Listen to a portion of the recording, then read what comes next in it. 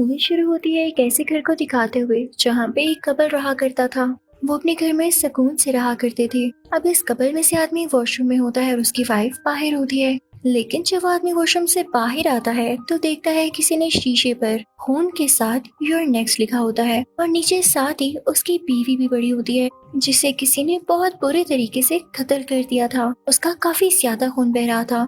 ज्यादा देर नहीं गुजरती कि तभी वहां पर कोई आता है जिसने वुल्फ मास्क पहना होता है। उसके हाथ में एक बड़ा सा डैगर यानी खंजर होता है, जिसको वो उस आदमी के अंदर घुसा देता है और उसकी जान ले लेता है। इस सीन को 3-4 दिन गुजर जाते हैं और उनके नेबरहुड में एक कपल आता है। वो लोग काफी एक्साइटेड दिख रहे थे, उनमें काफी प्यार था और उनकी एनिवर्सरी आने वाली थी, जिसको सेलिब्रेट करने के लिए उन लोगों ने अपने काफी ज्यादा रिलेटिव्स को बुलाया था और अपने घर में गेट टुगेदर रखने वाले थे। इस कपल में से औरत पूरे घर की सफाई कर रही होती है तो उसे ऐसे फील होता है जैसे ऊपर कोई है। तो वो अपने हस्बैंड को बताती है। अब उसका हस्बैंड ऊपर देखने जाता है और उस रूम का दरवाजा खोलने ही वाला होता है कि तभी उसका बेटा अपनी दोस्त के साथ वहां पर आता है और अपने फादर को ऐसा करने से मना करता है और कहता है नीचे आ जाए, हम लोग आ चुके हैं। ये इस कपल का छोटा बेटा होता है और जो इसकी दोस्त थी उसका नाम एरन होता है। उसको ये फैमिली काफी अच्छी लगती है। अब सुबह होते ही उस कपल का बड़ा बेटा ड्रेक आ जाता है, उसके साथ उसकी वाइफ भी होती है। लेकिन उन दोनों की नेचर ज्यादा अच्छी नहीं थी, वो दिल के भी अच्छे नहीं थे, हमेशा लोगों का दिल दुखाते रहते और लेम जोक सुनाते रहते। अब रात को ड्रेक की बहन आ जाती है और उसका दोस्त भी उसी के साथ होता है और थोड़ी ही देर बाद ड्रेक का छोटा भाई, जो कि सबसे छोटा होता है, वो भी अपनी दोस्त के साथ यहाँ आ जाता है। अब ये सब लोग पूरे हो जाते हैं और डिनर टेबल पर बैठ जाते हैं। लेकिन तभी उस कपल की बेटी के दोस्त को कुछ आवाजें आती हैं। वो खिड़की के पास जाता है ताकि देख सके, लेकिन तभी कोई एरो उड़ता हुआ उसके सर में आकर लगता है। वो उसके दिमाग के आर पार हो जाता है, जिससे उसकी वहीं पर डेथ हो जाती है। ये देख के वहाँ पर मौजूद सब लोग चिल्लाने लगते हैं, क्योंकि उन्हें इस पर यकीन ही नहीं आ रहा होता और उनकी अच्छी खासी नाइट और गेट टुगेदर खराब हो चुका था। उन्हें समझ नहीं आता कि ये तीर शूट करने वाला था कौन और आखिर ऐसा किया क्यों गया। कि देखते ही देखते पूरे घर में चारों तरफ से एरोस आने लगते हैं। ये तीर शीशे तोड़ते हुए अंदर आ रहे थे, यानी इनमें काफी ताकत थी और इसी सब में ड्रेक को भी एक तीर लग जाता है। अब एरिन इस सब सिचुएशन को संभालने के लिए एम्बुलेंस को कॉल करती है। सबको कहती है कि आपको हिम्मत नहीं हारनी। वो पुलिस को भी कॉल करती है, लेकिन कहीं पर भी कॉल जा ही नहीं रही होती। वो उस नंबर पर एक टेक्स्ट ड्रॉप कर देती है ताकि जब सिग्नल्स आए तो उसका मैसेज वहाँ डिलीवर हो जाए। अब उस कपल की बेटी कहती है क्योंकि यहाँ सिग्नल्स नहीं आ रहे तो मैं सेलफोन बाहर लेकर जाती हूँ ताकि सिग्नल्स आ सकें। तो वो तेजी से भागने लगती है कि कहीं कोई उसे एरो न लग जाए, लेकिन दरवाजे के बाहर बहुत ही बारीक फायर होती है जो कि कोई भी देख नहीं सकता था। उसके भागने की वजह से उसका गला कट जाता है, जिसे देखकर सब बहुत रोने लगते हैं, स्पेशली उसकी मदर। तो उसके फादर अपनी वाइफ को उनके कमरे में लिटा देते हैं कि अभी आप रेस्ट करें। वो अभी भी रो रही होती हैं कि तभी उन्हें आवाज आती है जैसे बेड के नीचे कोई है, और जब वो पीछे मुड़कर देखती हैं तो वही वुल्फ मास्क वाला आदमी होता है, जो कि उसी चाकू से उनके फेस पर वार करता है, जिससे वो भी मारे जाते हैं। अपनी वाइफ की आवाज सुनकर जब वो आदमी ऊपर आता है, यानी इन सब बच्चों का फादर, तो ये सब देख के काफी रोने लगता है। उनके बच्चे उन्हें चुप करवाते हुए नीचे लेकर आते हैं, लेकिन ड्रेक की वाइफ वहीं पर होती है और उस रूम में यू आर नेक्स्ट लिखा हुआ था, जैसे हमने पहले देखा। जब वो लड़की बेड के नीचे देखती है तो वही वुल्फ मास्क वाला आदमी होता है। वो नीचे आकर रोने लगती है और सबको बताती है कि वो अभी भी वहीं पर है। वो घर से बाहर आ जाती है। उसका हस्बैंड ड्रेक भी उसके पीछे आता है, लेकिन उसके सर में एरो लगा होता है और वो उसी वायर से टकराने की वजह से वहीं पर गिर जाता है।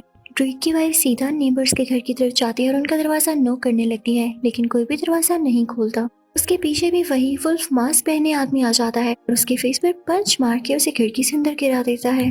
वो लड़की देखती है कि वहाँ सोफे पर कोई आदमी बैठा है तो उससे हेल्प मांगने उसकी तरफ जाती है, लेकिन ये देख के हैरान रह जाती है कि ये तो वही आदमी होता है जो कि मर चुका था और मूवी की स्टार्टिंग में हमने देखा। वो वुल्फ मैन यहाँ भी आ जाता है और उसके साथ बैठकर सॉन्ग सुनने लगता है। दूसरी तरफ एरिन कुछ वेपन्स इकट्ठे कर रही होती है, जैसे कि नाइफ्स और कुछ शार्प चीजें। तभी वो मास्क मैन उनके खिड़की को तोड़ते हुए अंदर आता है और उसके बाद वो सीधा एरिन की तरफ बढ़ता है उसे मारने के लिए, लेकिन एरिन क्योंकि काफी वाइज होती है तो वो उसे किक मारती है, जिससे वो नीचे गिर जाता है। तो एरिन 7 बड़े हैमर से उसके सर में बहुत जोर से वार करती है और यहाँ पर वो उस मास्क मैन को मार ही डालती है। वहाँ पर फेलिक्स और उसके दोस्त भी खड़े होते हैं, लेकिन वो इतना डरे होते हैं कि कुछ कर ही नहीं पाते। इतनी ही देर में इनके फादर यानी इस फैमिली के हेड को एक कमरे में कुछ चीजें दिखाई देती हैं, तो उन्हें पता चल जाता है कि ये मास्क मैन इन्हीं के घर में रह रहे थे और इन पर स्पाई कर रहे थे। और इनको ये पता था कि आज हमारा गेट टुगेदर है, तो आज मिलकर इनकी जान लेंगे। लेकिन ये सब ऐसा क्यों कर रहे हैं? लेकिन यहाँ पर देखते ही देखते इनके पीछे एक और किलर आता है, यानी वही मास्क मैन, और इनके फादर के गले पर चाकू चलाकर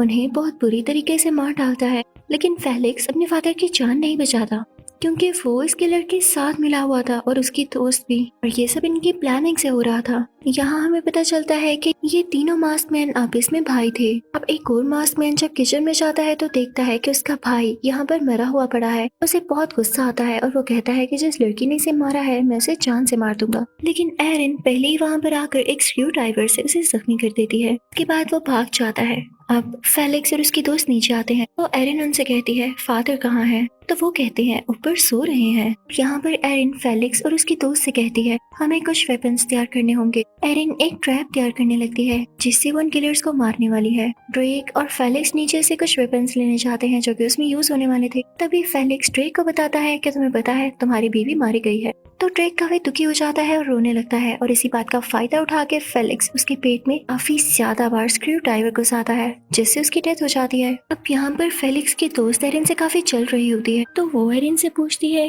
तुम सब कुछ इतनी आसानी से हैंडल कैसे कर लेती हो? तो एरिन कहती है मैंने सीख रखा है, मेरा बचपन सर्वाइवर कैंप में गुजरा है जहाँ हर इमरजेंसी को मैंने डील किया है। अब वो कील लगे ट्रैप्स डोर्स और विंडोज के आगे रख देती है, और जैसे ऊपर ये ट्रैप्स लगाने जा रही होती है तो उसकी नजर इन सब के फादर पर पड़ती है, जिनकी जान बहुत बुरी तरीके से ली गई होती है। वो ये देखकर डर जाती है और अब उसके पीछे वुल्फ मास्क मैन होता है जो उसे मारने ही वाला होता है। लेकिन एरिन खिड़की से नीचे कूद जाती है और स्टोर रूम में जाके छुप जाती है। उधर जब एक और मास्क मैन अंदर आ रहा होता है तो वो एरिन के बिछाए गए ट्रैप पर पाँव रख देता है, जिससे कील उसके पाँव में चला जाता है और उसका खून आने लगता है।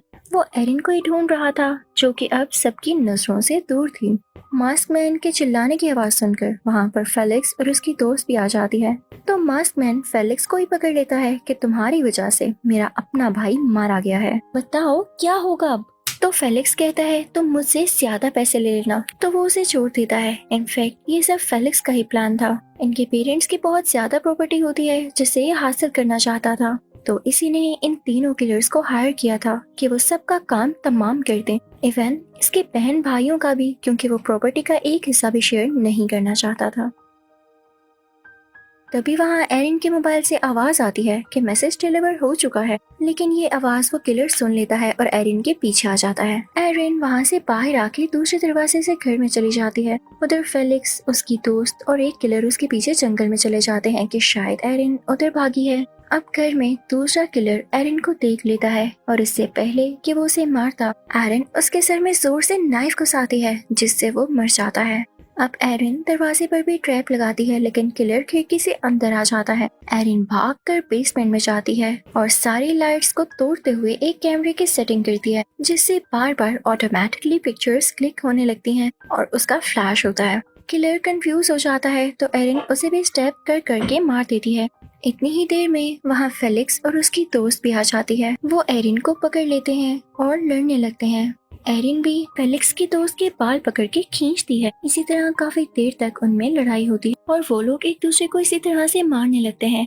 लेकिन इस बीच एरिन को भी नाइफ लग जाती है। एरिन फेलिक्स के सर पर ग्राइंडर बहुत जोर से मारती है, जिसकी वजह से उसके सर से बहुत ज्यादा खून आने लगता है, और भी ज्यादा खून तब आता है जब एरिन फेलिक्स के ही सर पर वो ग्राइंडर का स्विच ऑन करके चला देती है, और फिर एरिन अपनी कमर से नाइफ निकालकर फेलिक्स की दोस्त के सर में स्टैब कर देती है, जिससे वो भी यहीं मारी जाती है। अब एरिन सुकून का सांस लेती है, ये सोचते हुए कि शायद सारे किलर्स मारे जा चुके हैं। लेकिन अभी कहानी में तो ट्विस्ट आना बाकी था। अब यहाँ एरिन बैठी होती है, तभी फेलिक्स का फोन रिंग होता है, जिसे एरिन उठा लेती है। अब कॉल पर वो जिसकी आवाज सुनती है तो सुन के शॉक रह जाती है, क्योंकि वो कॉल किसी और की नहीं बल्कि उसी के दोस्त की होती है, यानी फेलिक्स का बड़ा भाई।